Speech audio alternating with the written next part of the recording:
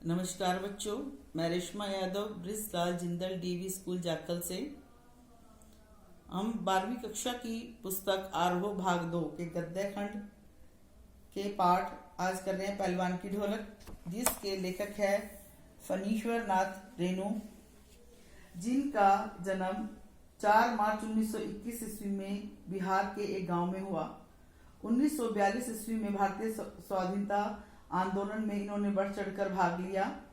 1950 में नेपाली जनता को राजशाही दमन से मुक्ति दिलाने के लिए इन्होंने भरपूर योगदान दिया।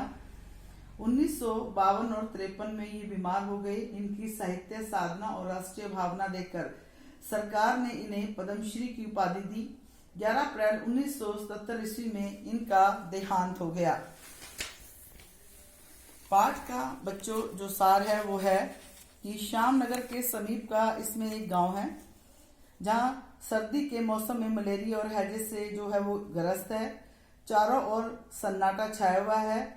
बांस और फूस की झोपड़ियां हैं। रात्रि में घना अंधेरा छाया हुआ है। चारों ओर रोने की और करहाने की आवाजें सुनाई दे रही हैं और बीच में सियारों की और कुत्तों की रोने की आवाजें आ रही हैं। इस रात्रि भीषणता और सन्नाटे से युक्त लुट्टन पहलवान की ढोलक इस भीषणता को तोड़ने का प्रयास कर रही है।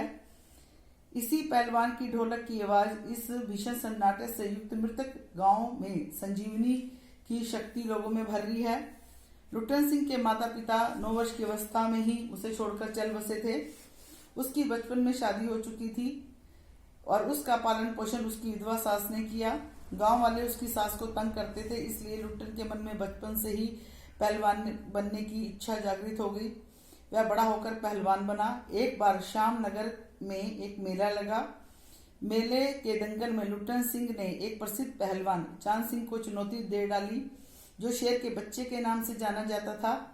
श्यामनगर के राजा ने बहुत कहने के बाद भी लुट्टन सिंह को उस पहलवान से लड़ने की आज्ञा दी, क्योंकि वह बहुत प्रसिद्ध पहलवान था। लुट्टन सिंह ने ढोलक की धीना धीना धिक धीना आवाज से प्रेरित होकर चांद सिंह पहलवान को बड़ी मेहनत के बाद दंगल में चित कर दिया, जिससे लुट्टन की चारों तरफ जय जयकार होने लगी और वह प्रसिद्ध हो गया। और उसकी वीरता से प्रभावित होकर राजा ने उसे दरबार का पहलवान नियुक्त कर दिया। अब लुट्टन की कीर्ति दूर दूर तक फैल गई। लुट्टन पहलवान की पत्नी उसके 2 पुत्रों को जन्म देकर स्वर्ग सिधार गई।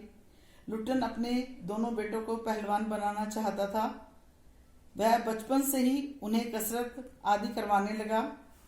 उसके बेटों को दंगल की संस्कृति का पूरा ज्ञान था, लेकिन दुर्भाग्य से राजा की मृत्यु हो गई और राजा का लड़का जो था वो विलायत से आया और गद्दी संभालते ही उसने कई परिवर्तन कर दिए। दंगल का स्थान घोड़ों की रेस ने ले लिया। लुट्टन को महल छोड़कर गांव वापस आना पड़ा और वह गांव के एक किनारे पर झोपड़ी में रहने लगा और नौजवानों को कुश्ती सिखाने लगा। अचानक गांव में अनाज की कमी, मलेरिया, हैजे आदि जैसी समस्याएं आ गई। चारों ओर लोग भूख और हैजे से मरने लगे। सारे गांव में तबाही मच गई और इस में लुट्टन के दोनों बेटे भी मारे गए। लुट्टन अपने दोनों बेटों को अपने कंधे पर लाद कर नदी में बहा आया। लुट्टन पहलवान जो था वो उस समय भी ढोल बजाता रहा, ताकि जो लोग थे उनके मन में जोश पैदा हो। जब 4-5 दिन तक बीतने के बाद भी रात को ढोल की आवाज सुनाई नहीं दी, तो लोगों ने देखा कि लुट्टन मरा पड़ा है और सियारों द्वारा खाया हुआ था। इस प्रकार प्रस्तुत कहानी के अंत में पहलवान भी भूख, महामारी की जो थी उसकी जो शक्ल में उसकी मौत का वो शिकार हो गया। यह कहानी हमारे समक्ष व्यवस्था की पोल खोलती है, साथ ही व्यवस्था के कारण लोक कलाओं के लुप्त होने की ओर संकेत भी करती है तथा हमारे सामने ऐसे अनेक प्रश्न पैदा करती है कि यह सब क्यों हो रहा है। बच्चों, ये तो इस कहानी का सार था। अब पाठ के अभ्यास के प्रश्नों पर हम चर्चा करते हैं। कुश्ती के समय ढोल की आवाज और लुट्टन के दांव पेच में क्या तालमेल था, पाठ में आए जो थे उसके आधार पर बताना है। कुश्ती के समय ढोल की आवाज और लुट्टन के बीच में जो तालमेल था, ढोल धाक धिना तरकट तिना, धाक धिना तरकट तिना, यानी कि ढोल। इसका था मतलब था कि दाव काटो बाहर हो जा, दाव काटो बाहर हो जा। ढोल। चटाक चटधा, चटाक चटधा। उठा पटक दे, उठा पटक दे। दूसरा क्वेश्चन, कहानी के किस किस मोड़ पर लुट्टन के जीवन में क्या परिवर्तन आया? लुट्टन जब 9 वर्ष का था तो उसके माता पिता का देहांत हो गया। उसकी बचपन में शादी हो चुकी थी। उसकी विधवा सास ने उसका पालन पोषण किया। गांव के लोग उसकी सास को तंग करते थे, इसलिए उनसे बदला लेने के लिए लुट्टन जो था वो पहलवान बना। उसके जीवन के अगले दौर उसका तब शुरू हुआ जब उसने श्यामनगर के मेले में दंगल में पंजाब से आए शेर के बच्चे को जो था हरा दिया और राज दरबार का पहलवान बन गया। लुट्टन के जीवन का अंतिम भाग बड़ा कष्टपूर्ण रहा। राजा की मृत्यु के बाद राजकुमार ने उसे जो था अपने दरबार से निकाल दिया। पहलवानी की जगह रेस ने ले ली और लुट्टन गांव में आकर ढोल बजाने लगा। उसी समय गांव में महामारी फैल गई। उस महामारी में उसके दोनों बच्चे मर गए और उसी महामारी के दौरान ही लुट्टन ने भी दम तोड़ दिया। लुट्टन पहलवान ने ऐसा क्यों कहा होगा कि मेरा गुरु कोई पहलवान नहीं, यही ढोल है? लुट्टन पहलवान ने ऐसा इसलिए कहा होगा ताकि वह अपने पहलवान बेटों को ढोल के बोलों में छिपे अर्थ को समझा सके। यह सच भी था। लुट्टन ने किसी गुरु से पहलवानी नहीं सीखी थी। उसने तो जो चांद पहलवान था, जिसे शेर का बच्चा कहते थे, उसे भी ढोल के शब्दों में छिपे हुए अर्थों को समझकर ही उसने उसको हरा दिया था।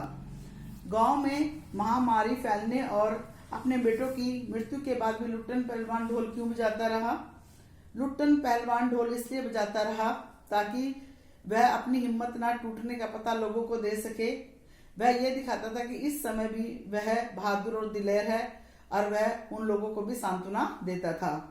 ढोल की आवाज का पूरे गांव पर क्या असर होता था? ढोल की आवाज जो थी वो चुनौती जान पड़ती थी। लोगों के सामने दंगल का सीन आ जाता था और जो बेचारे मर रहे होते थे उन्हें दम तोड़ते समय ज्यादा परेशानी नहीं होती थी। महामारी फैलने के बाद गांव में सूर्य उदय और सूर्यास्त के दृश्य में क्या अंतर था? महामारी फैलने के बाद गांव में सूर्य उदय होते ही लोगों के कहराने की आवाज आती। लोग घर से निकलकर दूसरों को ढाढ़स बंधाते और सूर्यास्त होते ही लोग अपनी अपनी झोपड़ियों में चले जाते। यहाँ तक कि माओ का गला इतना सूख गया था कि अब बेटे की मृत्यु के समय अंतिम बार वह बेटा कहकर पुकारने की हिम्मत भी उनके अंदर नहीं रही थी। बच्चों, ये तो थे अभ्यास के प्रश्न। अब आपने पाठ के जो अतिरिक्त प्रश्न हैं ये भी करने हैं। जैसे कहानी के आधार पर लुट्टन सिंह पहलवान का चरित्र चित्रण कीजिए। दूसरा, पहलवान की ढोलक कहानी के संदेश को स्पष्ट कीजिए। तीसरा, महामारी शब्द का क्या आशय है? चौथा, पहलवान की ढोलक पाठ के आधार पर लिखिए कि प्राचीन लोक कलाएं किस प्रकार धीरे धीरे विलुप्त हो रही हैं।